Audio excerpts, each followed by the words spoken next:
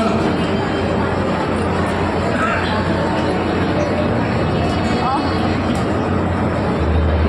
हाँ तो नहीं सो रहा कोई?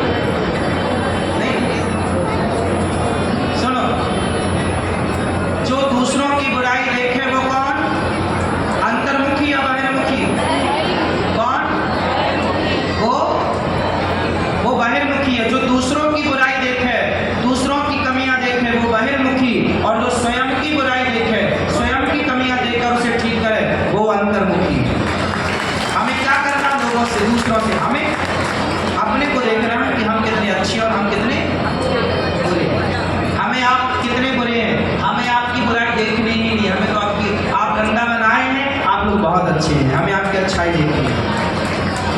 आप लोग भगवान का नाम ले रहे हैं, कथा सुन रहे हैं, आप लोग बहुत अच्छे हैं। अब आप में कितनी बुराइयां हैं, हम जान के क्या करेंगे? हमें कोई मतलब नहीं कि आप कितने बुरे हैं। हमें इस बात से मतलब है कि अनिरुद्धाचार्य कितना बुरा है। हम अपने अंदर की बुराइयां ठीक करें, हम अपने को बेहतर बनाएं, अपने आप को बेहतर बनाइए बस। जब आप बेहतर हो जाएंगे तो समाज बेहतर हो जाएगा। तो ये है अंतर्मुखी और बहिर्मुखी, दोनों में अंतर हमने बताया। किस किस को बात समझ में आ गई? अब चलो 4 चीजें और समझना है भी आपको। लंबी क्लास है आज आपकी। कितनी चीज समझना है? कौन कौन सी चीजें? मन, बुद्धि, चित्त और अब देखते हैं इसको एग्जाम्पल्स। ये वस्तु है, माना कि सड़क में एक वस्तु आपको पड़ी मिली, माना कि 100 रुपए आपको रास्ते में पड़े हुए मिले, माना कि ये 100 रुपए है। चलो ये 100 ही, ये रास्ते में 100 रुपए पड़े, माना कि फॉर एग्जाम्पल। अब आंखों ने देखा रास्ते में 100 रुपए पड़े हैं, मन बोलता है उठा ले,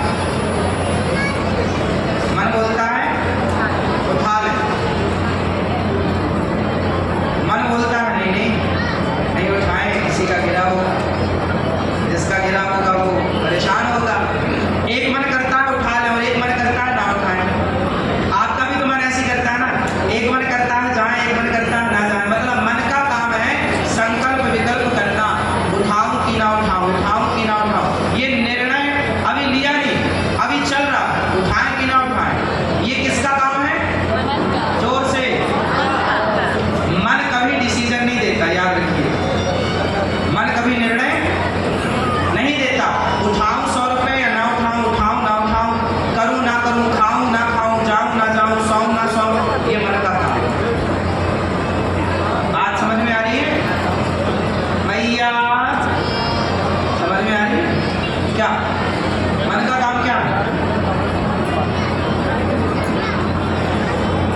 नहीं सुना? नहीं सुना? सुन लो मेरी माँ। मन का काम है केवल संकल्प विकल्प करना। अब ये 100 रुपए में अब मन जाके बुद्धि से डिसाइड करेगा। क्यों बुद्धि? उठा ले क्या? अगर बुद्धि फाइनल डिसीजन देती है कि अच्छा उठा लो या मत उठाओ, किसी का गिरा होगा। यदि आपकी बुद्धि पवित्र है, सत्संगी है, तो बुद्धि कहेगी नहीं जी अपना नहीं है, छोड़ो। और यदि आपकी बुद्धि में कचरा भरा है, वो संगी है बुद्धि, तो बुद्धि कहेगी उठा लो, 100 रुपए है, आगे समोसा खा लेना। यदि आपने किसी दूसरे के पैसे को उठा लिया, मन ने तो क्या बोला, उठाएं कि ना उठाएं, पर बुद्धि ने फाइनल डिसीजन दिया कि उठाओ या मत उठाओ। फिर आपने जो निर्णय लिया होगा वो निर्णय बुद्धि का था। खाएं कि ना खाएं, पर खा लिया, ये निर्णय बुद्धि का था। जाएं कि ना जाएं, पर आप चले गए या नहीं गए, ये निर्णय किसका था? जोर से। ये बुद्धि ने निर्णय दिया कि जाओ या मत जाओ। शराब पिए कि ना पिए, ये मन कर रहा है शराब पियो कि ना पियो, ना पियो कि पियो, पियो कि ना। फिर बुद्धि ने कहा यार सब तो पी रहे, पी। फिर बुद्धि ने कहा नहीं यार सब पी रहे तो क्या हो, अपन क्यों पियो, अपन क्यों बिगड़ो, अपन क्यों गलत चलो। आपकी बुद्धि जितनी पवित्र होगी उतना बढ़िया निर्णय आपको निकाल कर देगी। तो ये निर्णय लेना किसका काम है? जोर से। बुद्धि का। अच्छा मन बुद्धि समझ में आ गई। अब चलते हैं चित्त की ओर। चित्त चित्त क्या है? चित्त मतलब लोग नहीं बोलते भाई चित्त लगा के काम करो, मतलब किसी काम में डूब जाना।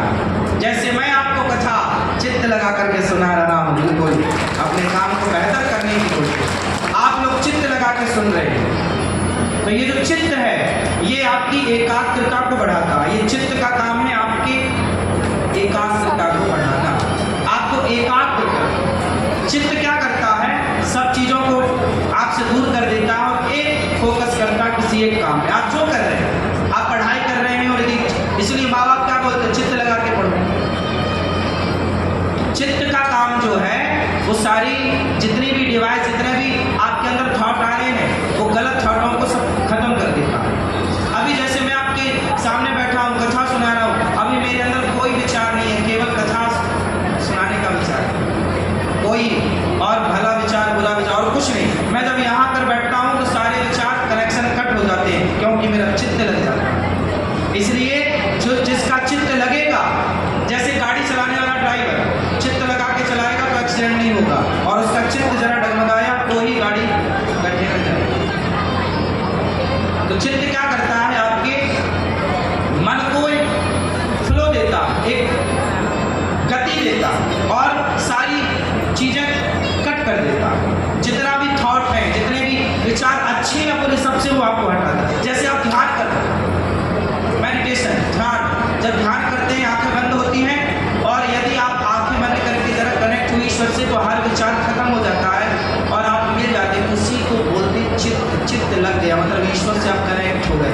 किसी भी काम को एकाग्रता से करने का नाम एकाग्रता, मतलब आपका मन लग गया, उसी लगन को चित्त कहते हैं।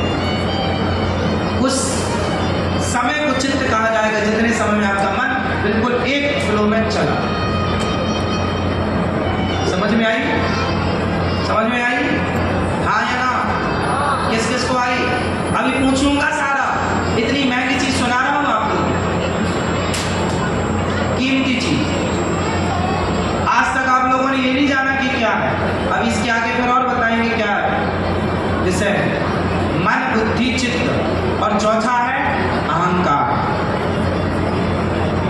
अहंकार, ये अहंकार सबके भीतर होता है, इसके बिना कोई रह नहीं सकता। यदि आपके अंदर अहंकार नहीं हुआ तो आप पागल हो जाएंगे। बताओ कैसे? ये चश्मा वाली भैया बताएंगे। आप बताओ, यदि आपके अंदर अहंकार नहीं हुआ तो आप पागल कैसे हो जाएंगे?